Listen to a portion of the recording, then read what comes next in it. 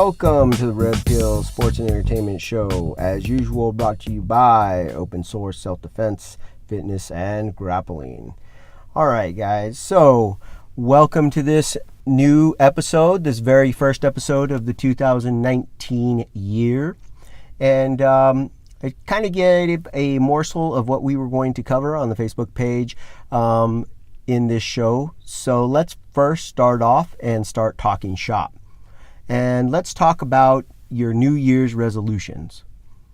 Kind of did a morsel about this during the end of December so that people kind of would have a, good idea of what to do when it comes to their goals as it pertains to fitness and in health and, losing weight.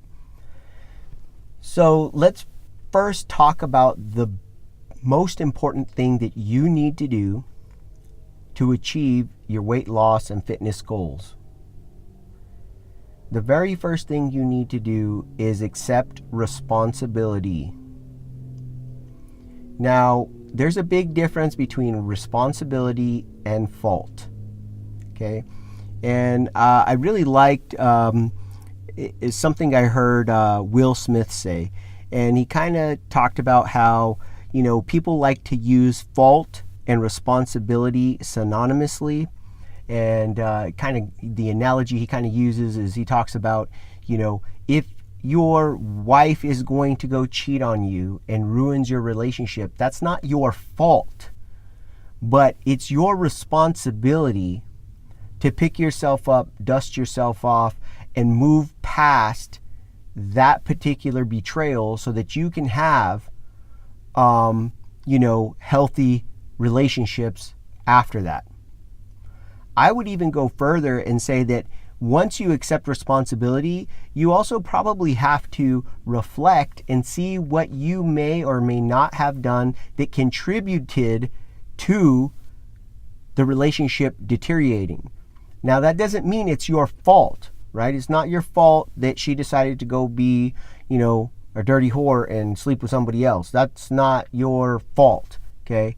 But that being said, you may have some responsibility as it pertains to the relationship growing distant, right? You might have responsibility in that aspect. And so that doesn't give her an excuse, but it's something that maybe you have to fix, okay? Now, that being said, let's change that. Let's take that idea and put it into losing weight and your fitness goals. You need to take responsibility for your fitness. That means it doesn't matter whose fault it is that you're out of shape, whose fault it is that you have an issue with food.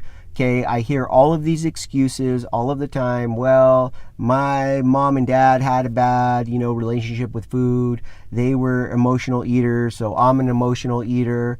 Well, I was bribed with food as a kid, so my parents set me up for failure. These are just some of the things I hear. I hear things about, well, I need comfort food because this time of year something bad happened to me.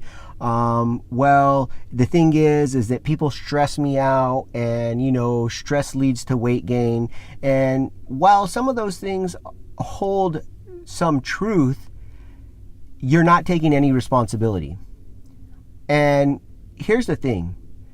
For 90% of us, when we are overweight, when we are unhealthy, it's our fault as well as our responsibility to fix. That's the truth of it. I understand you might have a bad relationship with food. You might have a bad, expectation or a bad paradigm when it comes to your nutrition. That being said, you need to accept the responsibility to fix it.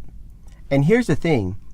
People don't understand that when you accept the responsibility that you're out of shape and overweight, it then empowers you to do something about it. As long as you continue to assign fault to other people or to other things or other outside circumstances as to why you're fat, out of shape, unhealthy, all those other things, all those other adjectives or descriptive words you want to use, okay? The more you assign fault to other things and other people, the less and less you empower yourself to do something about it.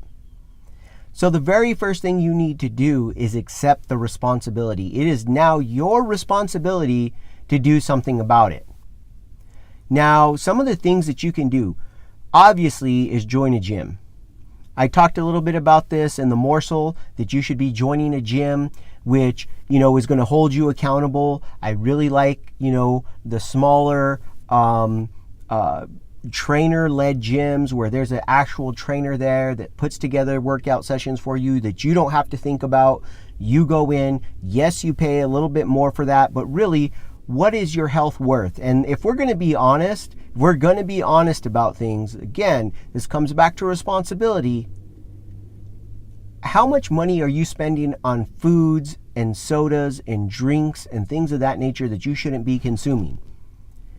Because I've known quite a few people who just about every morning they buy a 44-ounce soda or they buy a venti or an extra large super mocha chocolate sugary drink, and then they drink the soda in the afternoon, and you're talking about $5 a day. And if we're only talking work days, weekdays, you're doing that, that's still $25 a week.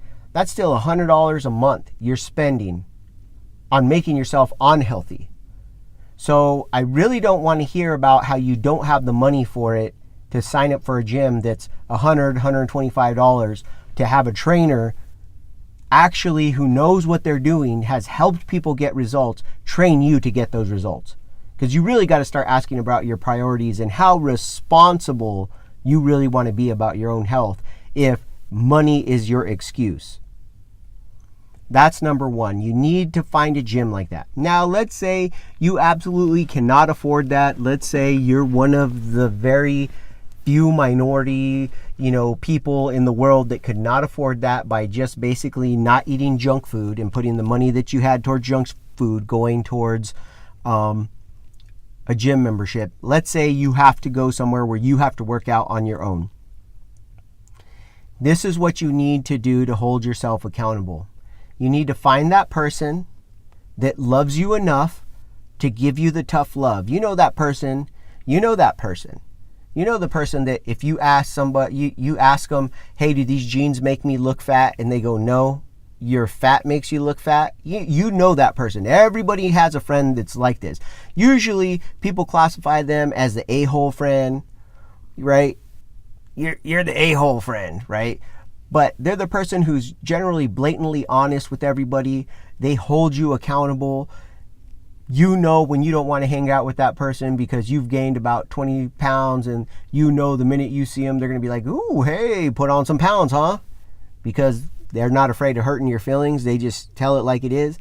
That friend. You need to find that friend, that trustworthy friend that's in your circle of friends. And this is a way to hold yourself accountable and be responsible. You write them a check for $300 and you post-date that check for 3 months. And you tell them, well, my goal is to lose 40 pounds in 3 months. That's a doable goal, right? That's only like 15 pounds a month. Okay, it's actually less than that, but we'll say 15 pounds. Now, that a-hole friend will go cash that check if you don't make that goal. So, you hold yourself accountable that way. Okay? Now, that person might try to throw you off, right? They might want that money, so they might be like, hey, don't you want a brownie? Don't you want a soda? Right? So you got to know who you're giving that money to. Make sure it's not somebody who's going to go out of their way to sabotage you for their own selfish means. Make sure it's that person that really, truly loves you and wants the best for you and will hold you accountable. It would be even better if you could take cash and put it into a joint account with that person. So Your name and that person would be on the account, meaning you could not withdraw that money without that person. Okay? So you put that money into that account, it sits there. When you make your goal, bam, you go and you get it, right? And if you don't make the goal, guess what?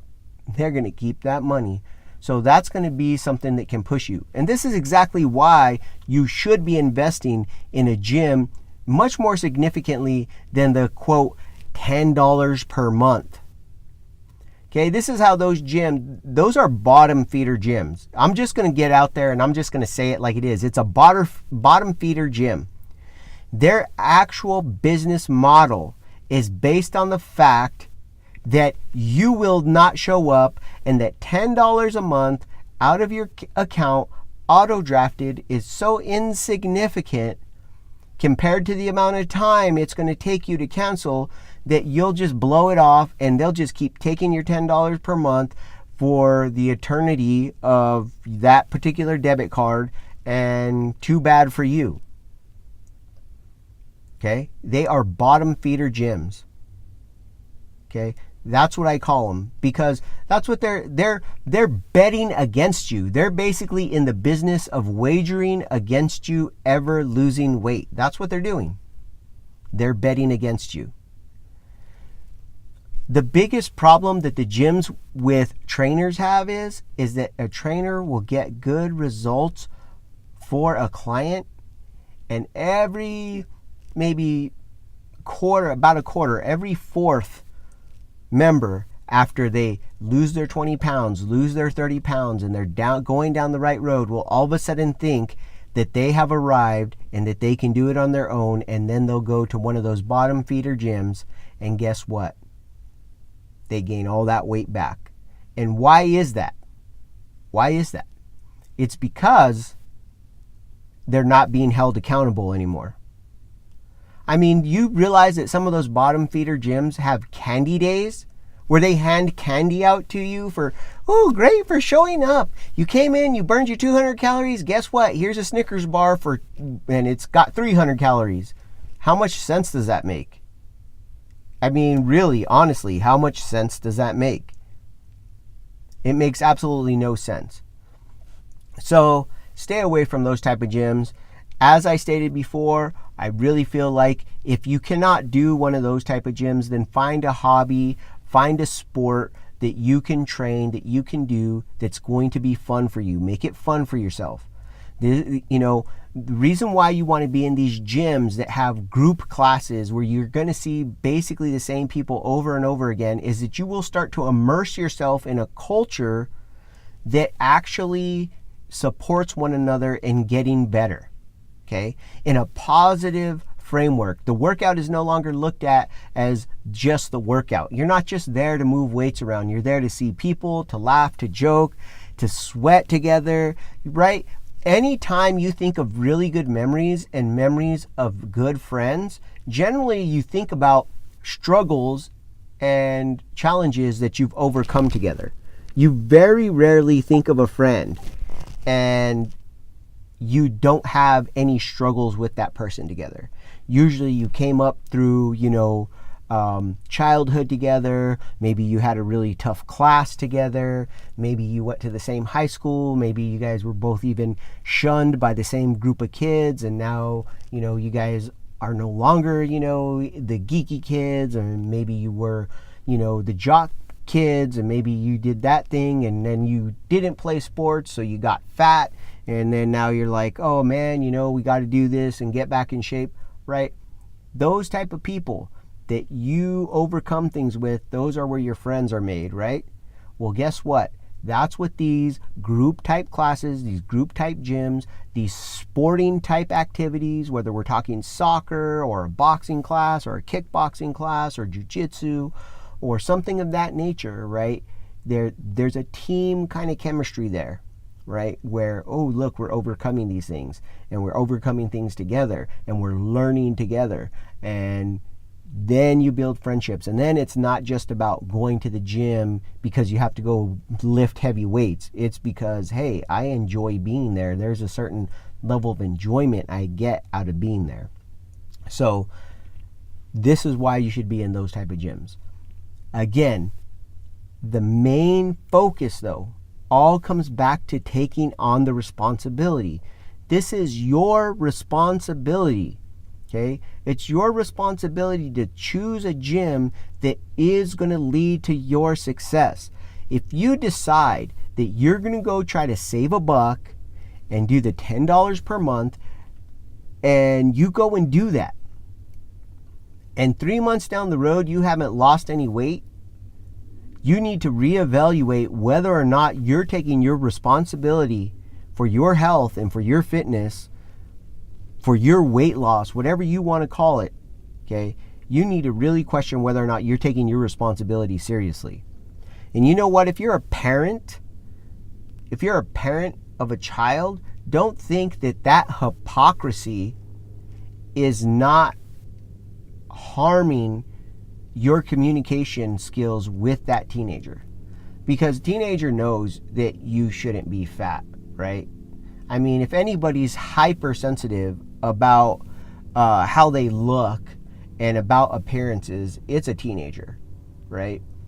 And if you're trying to parent and you're trying to tell this child to do what's good for them and you should make the right choices for yourself, but you're shoving Oreos down your face when you're 200 pounds, and you're only 5 foot even, okay, there's a problem.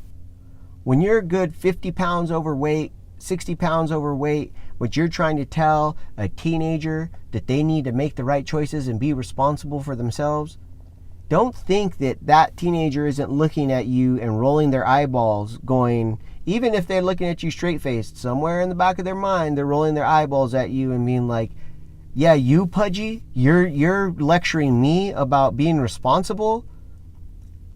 You're lecturing me on making the right choice. Right? So it's all part of life, right? And I know this isn't a popular thing to say, but hey, this is the Red Pill Sports and Entertainment Show. We talk about the reality of it, not all the fluffy fluff, okay? The reality is people are looking at you and thinking you're full of crap. If you're trying to tell somebody else that they need to lose weight, that they need to get fit, if they need to make good choices in their life, but you're overweight, trust me, people are rolling their eyes at you, and as well they should, right? Because basically what you're saying is, do as I say, not as I do. And we all know that is one of the most ineffective communication skills. We all have worked for that boss or that manager, right, that preaches and preaches about punctuality, people doing their job, being on time, yet they can't get to work, they can't get to the office on time, right? It reminds me of a NCO I had when I was in the Army. This guy just would, ridiculous. Every day came to the doggone formation, just uniform tore up from the floor up, boots looked like he had just drug them through the mud, right? But the one time he happened to wear a decent uniform and shine his boots, and they weren't even shining that nice, right? He wanted to make every other soldier in the squad do push-ups and write a report about the Army dress standards, right? What are the standards for you to be dressed here?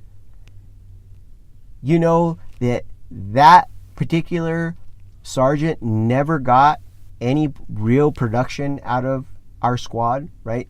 And the reason why was because anytime he said anything, it was just like, how do I respect that? How do I respect you? I can't respect you because you don't respect yourself. You're a hypocrite, and I can't respect that. So, you need to take the responsibility. And guess what? It doesn't just go for your weight loss and fitness goals. I guarantee you, if you have other resolutions this year, the number one thing you're going to have to do to achieve any of them is accept the responsibility. That doesn't mean they're all your fault, okay? Doesn't mean it's all your fault. It means that it's your responsibility to do something about it. All right, guys, let's talk a little bit more fun stuff now. Okay, guys, so first fun topic of the day, red pill moment. Got to get into a red pill alert right away. Mostly because this is going to be unconventional wisdom. I'm actually going against one of the people that I really admire, and I'm going to disagree with him, and I'm going to say he's wrong, and that's Gary Vaynerchuk. I love the guy. I love everything he's doing for entrepreneurs across the world. Everything that he's doing on his own. I love his material. I love his stuff. Love his content. However, I'm going to say that I think Gary Vee is wrong when he comes to the NBA and his idea about the marketability of the NBA and the faces of the players being a good thing. And here's my problem, okay? It all starts with LeBron James, okay? LeBron James is the epitome of what is wrong with the marketing of the face of players and using the superstar model to market your league, okay? Let's first start off with LeBron James's comments about his racist comments about Jews and getting that Jew money, right? I mean, it's such a level of disconnect, such a level of just not self-aware, has no self-awareness. And, the idea that on the one hand, he can make this kind of comment and then play the ignorant card. Well, I'm sorry if that offended you, and I thought it was a compliment. Okay, so the ignorance that's an offensive thing, that's a racist thing to say, but yet at the same time, he wants to have some kind of influence or some type of intelligent, he wants to be taken seriously on intelligent commentary when it comes to the political landscape, yet he's so unaware, he so does not even consider how this might make other people feel that is okay statement to him.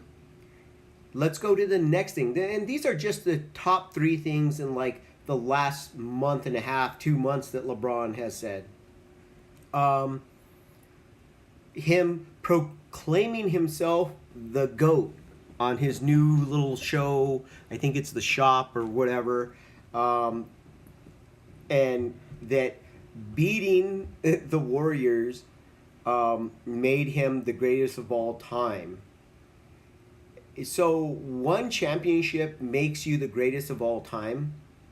Bringing a championship to a city that's never had a championship there, or 52 years, whatever it's been for Cleveland, that made you the greatest of all time.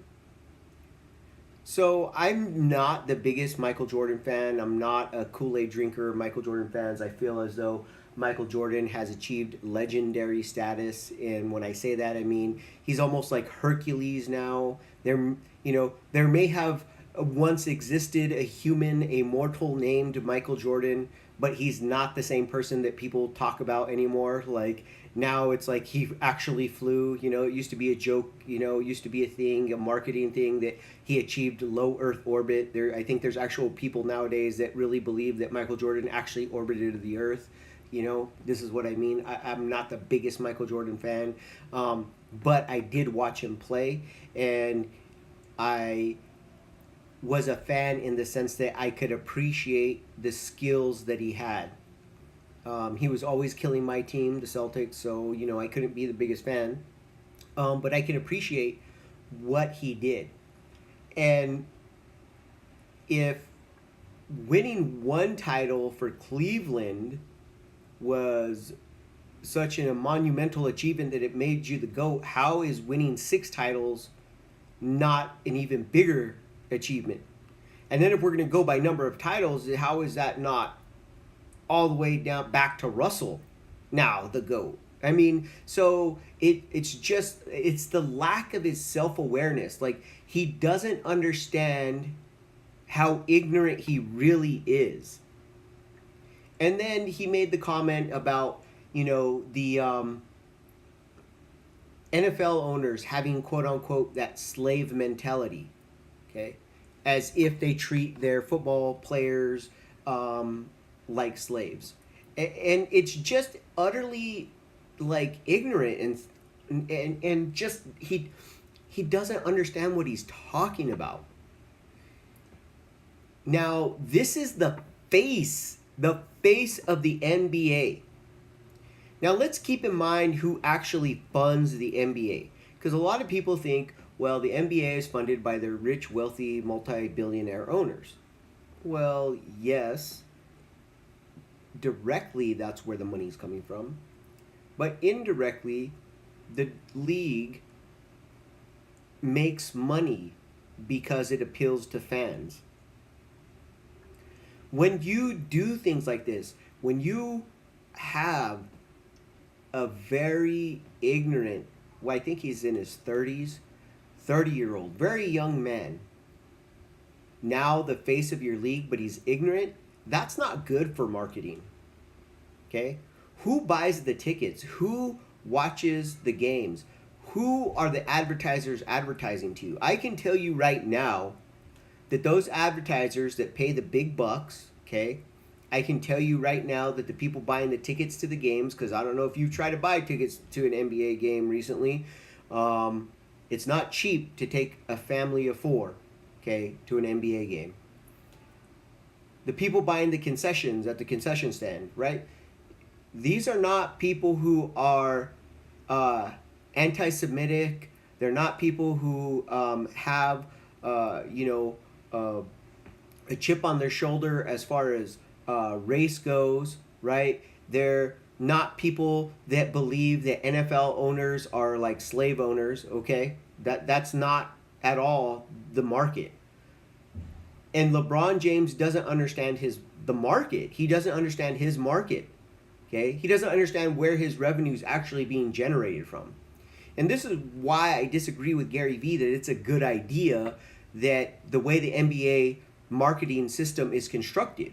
Because the last thing you want is for an entitled 20-something-year-old to be the face of your multi-million-dollar company. And let's just be real. Again, I know people don't like it that I'm super real, but let's just be super real, okay?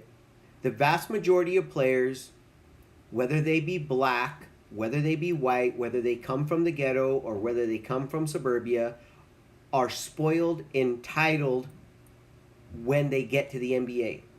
The reality is that most of the kids that come from the ghetto, because they have a talent to play basketball, don't really come up in the same quote-unquote struggle as those of us who were born not to grow to be 6 feet tall, 6.5 feet tall, 7 feet tall, okay? There's a certain winning of the biological lottery that allowed them. Now, I'm not saying that's all of it, because there are plenty of people who are 6'6", 6'8", that never make the NBA, okay? And I understand that. But just by having the right genetics to be the height that they are already gives them a leg up, puts them into that demographic. They were catered to. How do I know? Because I've seen these kids that play AAU. Moms don't have no job. Dads don't have no job. Dads maybe not even in the home. But yet they got the newest, slickest Adidas or Nikes. They only wear that type of brand of clothing. Where are they getting that clothing from? They're not stealing it. They're not buying it. So where are they getting it from? That's right. They're getting it from coaches. They're getting it from quote-unquote managers. They're getting it from different people that are quote-unquote sponsors of their team. Okay? Then they go, now you have the one and done rule. Now they can go to college. When they get to college, I'm not saying it's easy breezy, okay? But let's just be real about it. Bobby Knight has talked in depth about how the grading system can be worked so that guys can not basically not get an education but still remain academically eligible. They can still attend all 4 years of college and never have graduated, not even be close to graduating after 4 years of college, because of the way the NCAA rules can be gamed. He talked about how the one and done rule was a bad idea because since you already have a lot of players and coaches that are gaming the system, that now you could even game the system where basically the one and done player would essentially never actually achieve a college credit hour, but could still potentially, theoretically, play a season of college basketball. So let's stop pretending like these kids that are making it from AAU to college into the NBA are quote unquote coming out of the ghetto or coming out of the barrio, right? In the same sense of the word as the kid who is an electrician, right? The kid that builds himself a career from a trade. Okay, they're not coming out the same. It's not the same struggle. So let's stop pretending like it is. Okay, they don't have the same self-awareness. So you're not talking about a 20-year-old kid, okay, that's being the face of your franchise, that's worked his face off to basically learn how a business is run. He's worked his face off to be able to shoot from an incredible distance. He's worked his face off on how to jump higher in order to dunk over most human beings. Okay, that's what he's worked his face off doing. He has no earthly idea what it's really like. And most of the time, these kids have no idea what it's really like outside of playing basketball. They don't know what real life is all about. This is why you have so many athletes that go broke, because they've never actually worked a day in their lives. They have no self-awareness. They've never had to punch a clock. They've never had to, be somewhere. And the truth is unfortunately our society, and myself included, we tend to cut people that have tremendous potential slack, and we allow them to get away with things. We give them a pass when they mess up. And we say, it's okay, we'll look the other way. Okay? So, this is why I think the NBA is on the verge of becoming the NHL. There's going to be a major paradigm shift.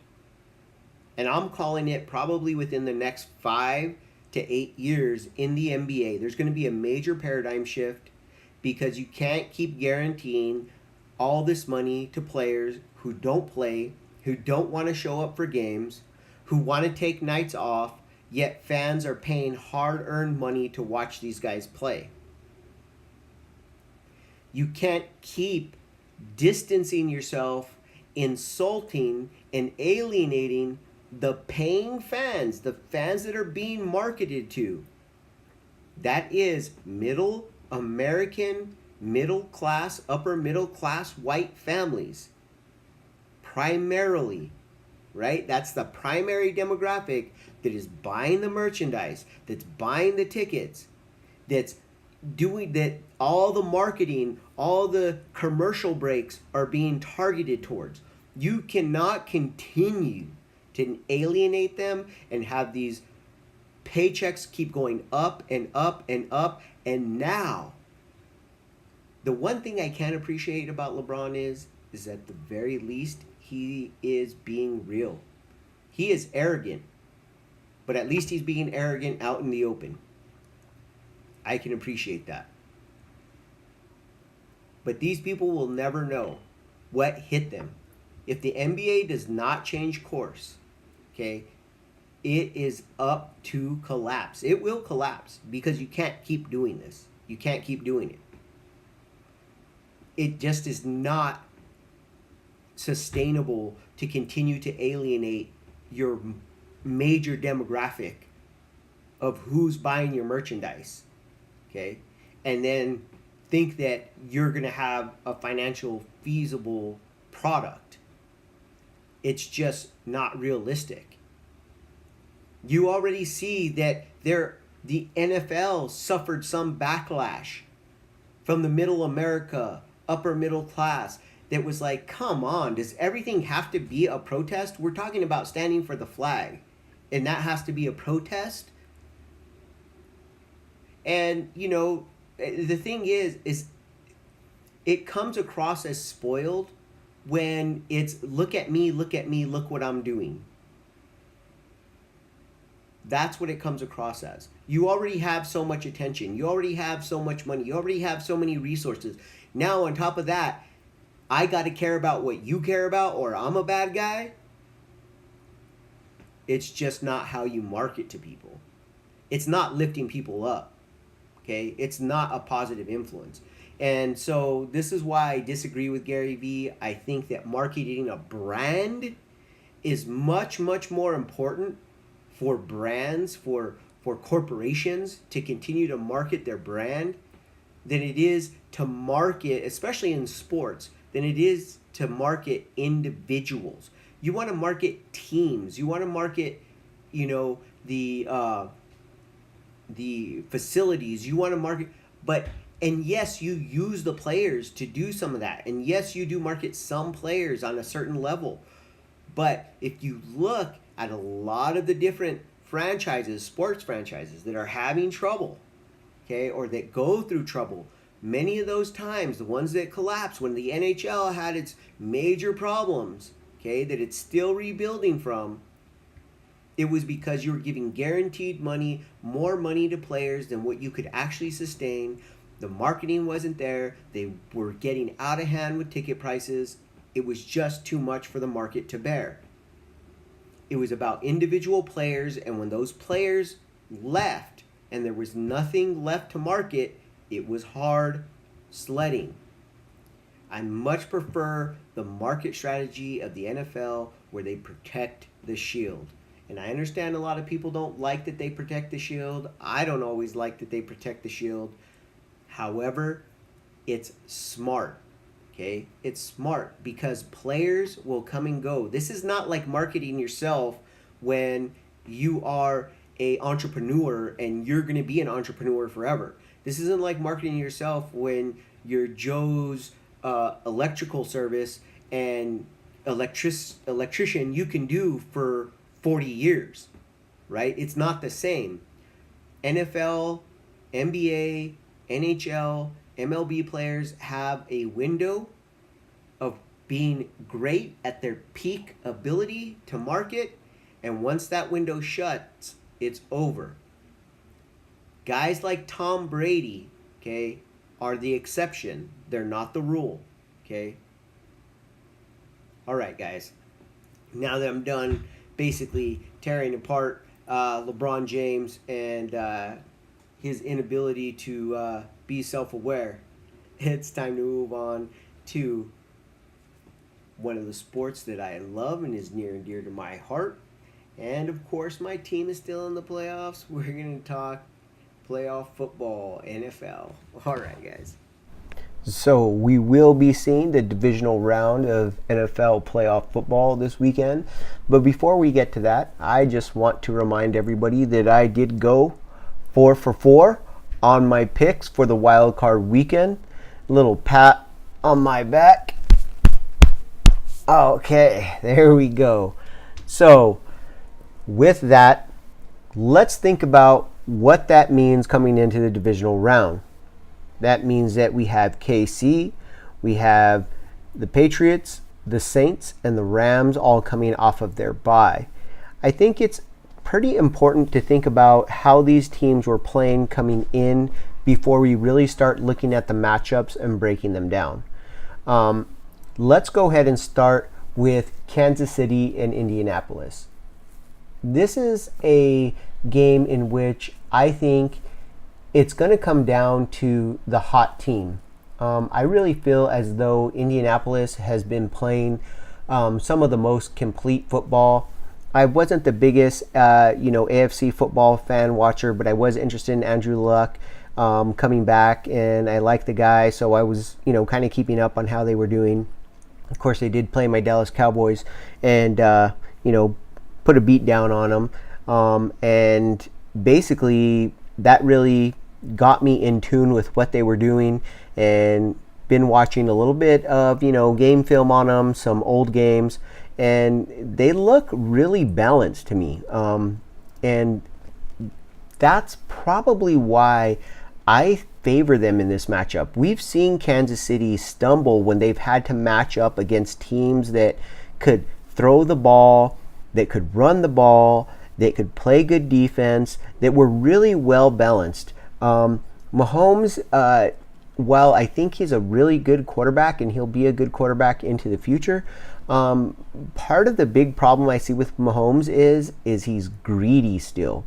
I don't think he's as mature as people want to portray him as.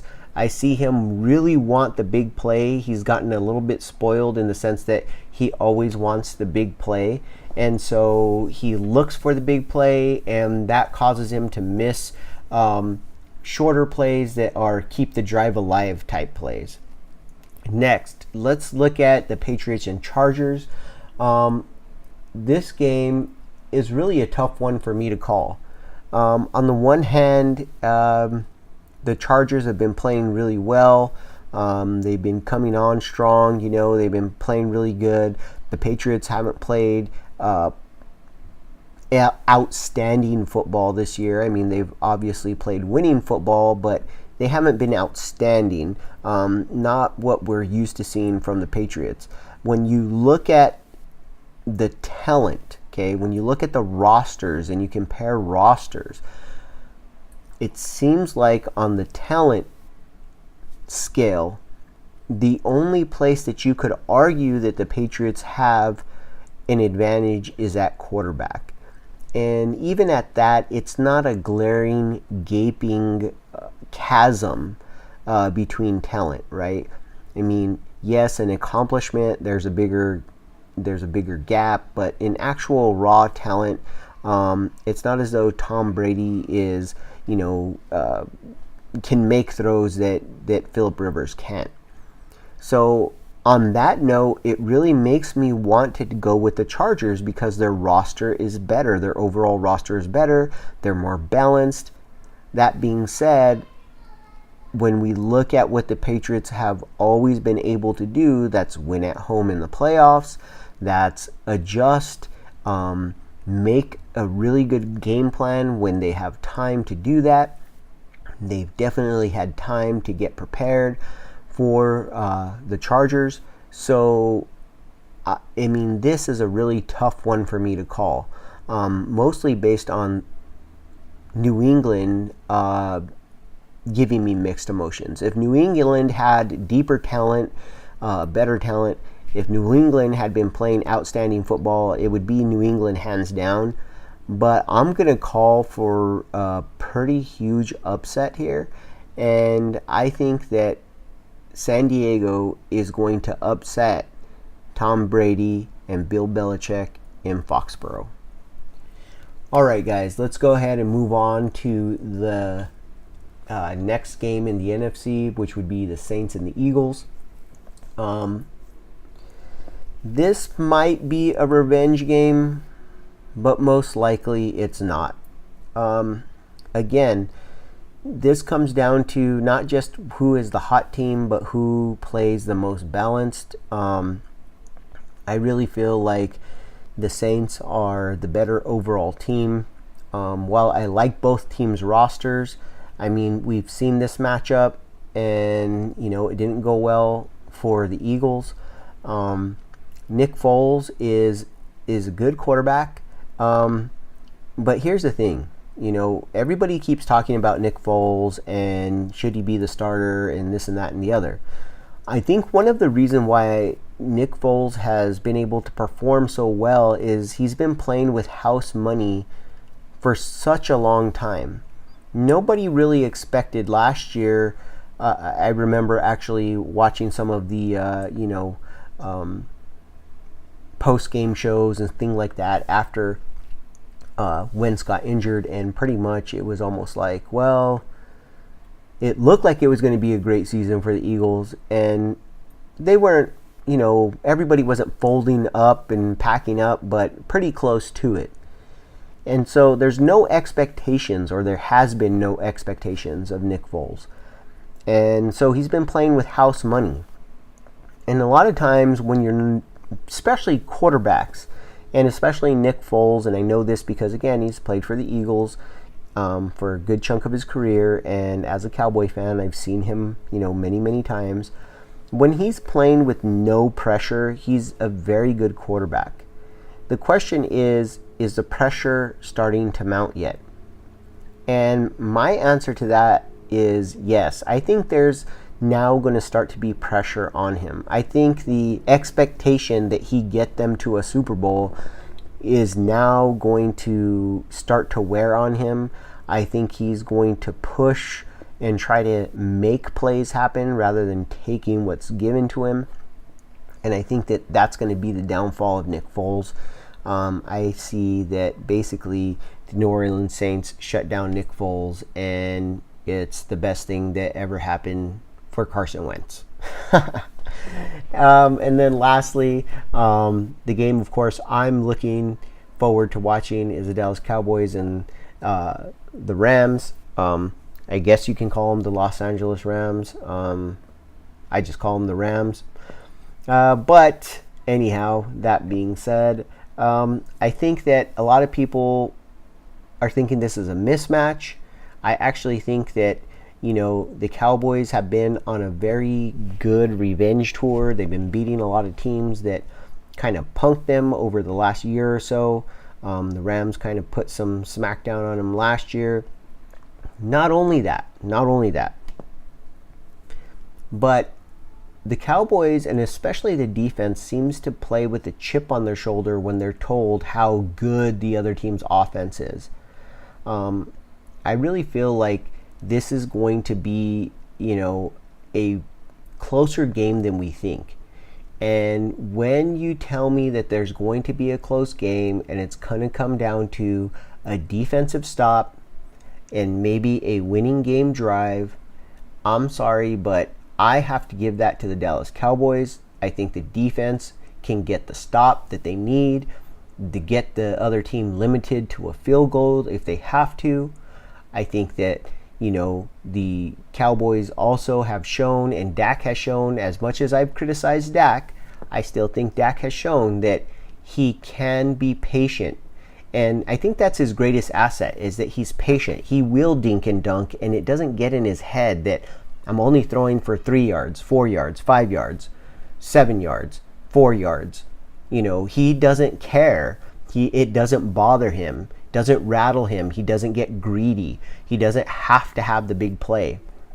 So I think that, that favors the Dallas Cowboys. On top of all that, one of the things I've heard recently, and I just have to comment on it, is that in regards to the Los Angeles Rams, was people were talking about how much talent they have, and I can't remember who I was watching, but it was an NFL analyst, an ex-player, and I think it was not DeMarcus Lawrence, Wiley. That's who it was. I believe it was Wiley.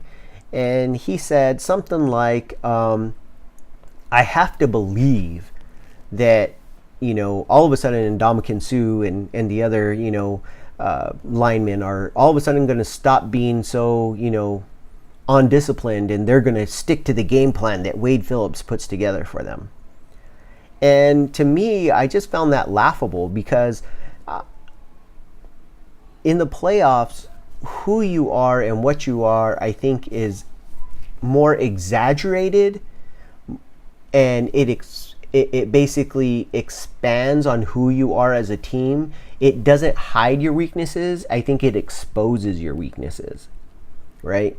And so, I don't see a set of down linemen that have been completely undisciplined, playing completely for the sack, for the rush, getting upfield, all of a sudden deciding, like being able to flip the switch and be like, oh, okay, now all of a sudden I'm going to be disciplined and I'm going to stay in my gap and we're going to rush the passer in a controlled fashion and we're going to make sure we stop the run. I don't think that a bye week can basically remake who you are as a defense. Okay, I mean, it is an advantage, but if you're not already decent at stopping the run, I don't think that over a week they've developed the discipline to stop the run, because that's really what it is with the Rams. It's not that they don't have the talent, it's that they've been completely undisciplined as a defense when it comes to stopping the run. So with a really good, patient, possible future Hall of Famer back like Ezekiel Elliott, I don't know that they're going to stop the run. I really see Dallas keeping the football away from the Los Angeles Rams. I see them basically looking at the blueprint that the Chicago Bears put out there, and I mean, I'm sorry, but I think that the Cowboys offense is a more potent offense than the Chicago Bears. I feel like the Cowboys defense is just as good as the Chicago Bears defense. So that being said, I don't see a reason why the Cowboys can't match up and beat the Rams, especially in a home game, because we all know that it's going to be a bunch of Cowboy fans there, and most likely it's going to be 60-40, maybe even 70-30 Cowboy fans to Rams fans. So, you know, in a home playoff game, you know, I really don't see how, you know, the Rams are going to beat the Cowboys. Only way it happens is if somehow, you know, the Cowboys come out and have a huge stumble, not only allow the Rams to score on their first drive a touchdown, but also then maybe offensively give up, you know, a pick six or a fumble and a return, or like a return on a kickoff as well, you know, a special teams breakdown or punt return touchdown. I mean, it would have to be epic mistakes on the Cowboys' part to start the game, really put them in a hole like 14-0 in order for the Rams to beat them. Otherwise, I think if we're just talking about playing the game of football across the board, I think the Cowboys have the better roster, and the Rams just don't have the discipline. I mean, honestly, this is going to be a second game where I think Jason Garrett and his coaching staff are going to outcoach the other staff. And, geez, that's really good for a coaching staff that supposedly is just a bunch of puppets. All right, guys, let's move on to the next topic. All right, guys, so let's get into it. UFC made its big move. Basically, it's going to be moving from FS1, FS2, and Fox over to ESPN and ESPN Plus app. And I wanted to talk a little bit about what this means for the UFC as far as, you know, its future. I think right now the UFC is more vulnerable than ever to getting its market share cut into. The UFC has really gone away from marketing those three letters, UFC, and has really got into the business of marketing individual fighters. I just think that that's a mistake in a sport in which fighters, the athletes, I should say,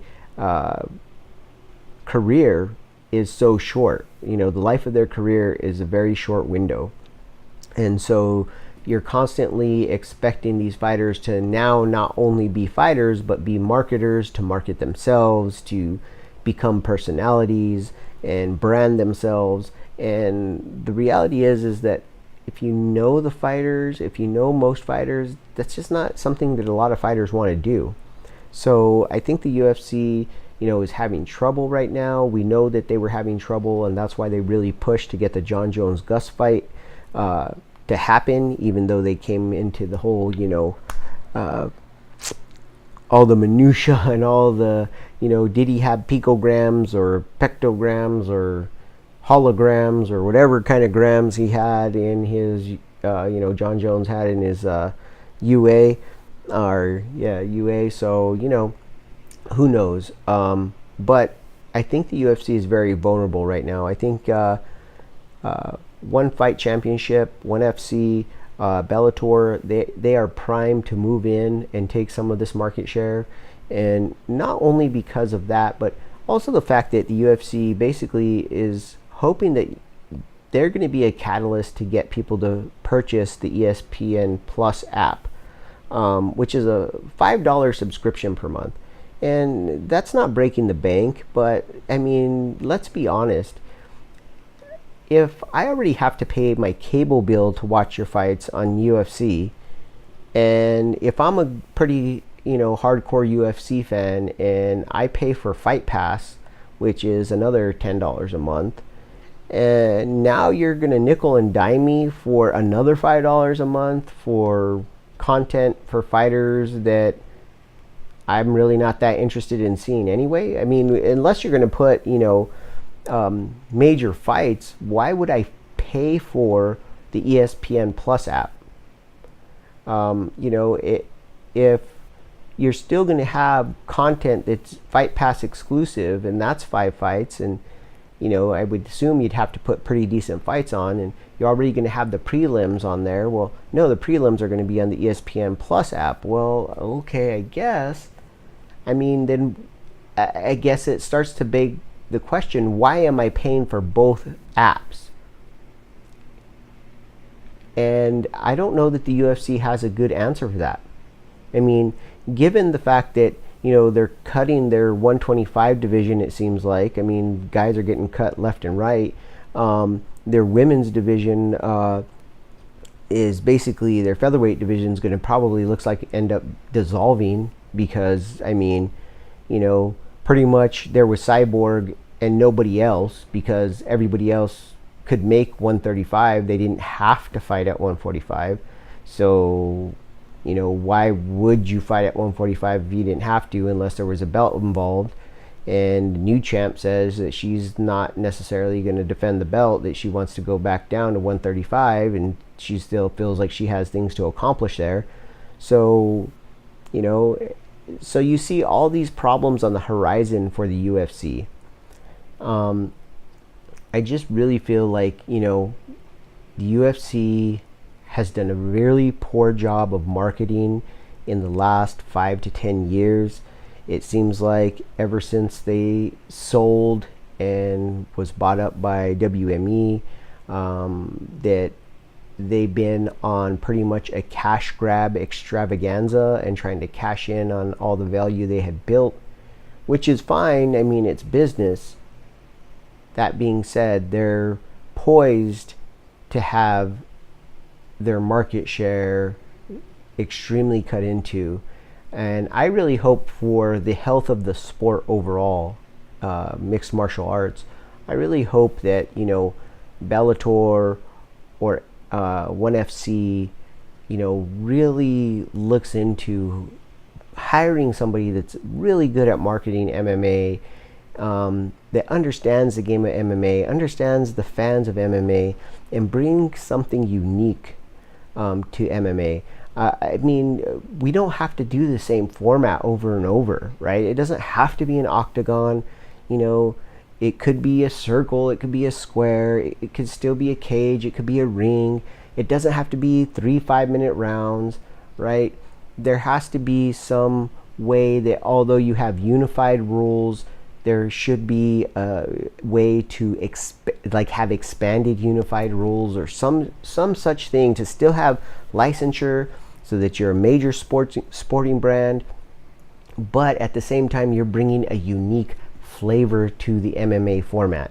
I really like the idea of reintroducing the 10-minute first round, and then the rounds after that go down to 5 minutes. I think that would really let us see more technical grappling and wrestling. It would really introduce, a whole different dynamic. It'd give you a whole nother view of what it would be to be a very well-conditioned fighter. And I just think that would be really fun.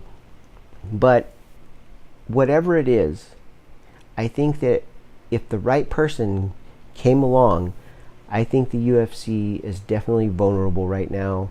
And I think you can see that by the decisions that they've been making, signing with ESPN, and with all the conditions of the ESPN Plus app, pushing for this fight to happen with John Jones, even though there was, malarkey going on with his UA sample, all the super fights they keep pushing.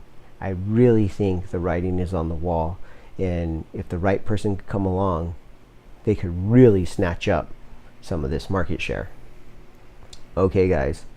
Well, that's it for today's show.